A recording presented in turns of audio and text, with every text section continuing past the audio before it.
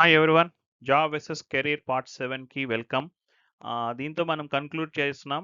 Job versus career అనే మొత్తం దాన్ని టాపిక్‌ని మనం కన్క్లూజన్ ఇస్తున్నాం ఇవాళ క్లాస్‌లో. సో ఇక్కడ ఏంటనంటే కీ టేక్ అవేస్ ఇప్పటివరకు మనం ఏదైతే చూసుకున్నామో ఆటిల గురించి కీ టేక్ అవేస్ చెప్తున్నాను. జాబ్ వర్సెస్ కెరీర్‌లో జాబ్ గురించి షార్ట్ టర్మ్ ఇన్‌కమ్ కోసం ఫిక్స్డ్ రెస్పాన్సిబిలిటీస్ ఉంటాయి. లిమిటెడ్ గ్రోత్ ఉంటుంది. కెరీర్‌లోకొచ్చేసరికి లాంగ్ టర్మ్ గ్రోత్ ఉంటుంది. Evolving roles and continuous learning అనేది ఉంటుంది. కాబట్టి ఈ ఈ అన్నిటిని మనసులో పెట్టుకొని దీనికి తగ్గట్లుగా ఎలా ప్లాన్ చేయాలి అనేది చూస్తూ బీటెక్ స్టూడెంట్స్ ఎవరైతే బీటెక్‌లో ఉన్నారో ఇది first year, second year, third year, final year మీరు ఏ ఇయర్‌లో ఉన్నా సరే ఇప్పటి వరకు ఏం చేశారనేది పక్కన పెట్టండి. ఈ రోజు నుంచి మీ గోల్‌ని సెట్ చేసుకోండి.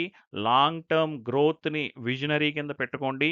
అండ్ ఇక్కడ ఫైనల్‌గా ఏంటంటే యువర్ గోల్ ఎలా ఉండాలి అనే దాని కోసం మీకు ఇక్కడ ఒక పాయింట్ చూపించడం జరిగింది ఒక స్టార్‌తో.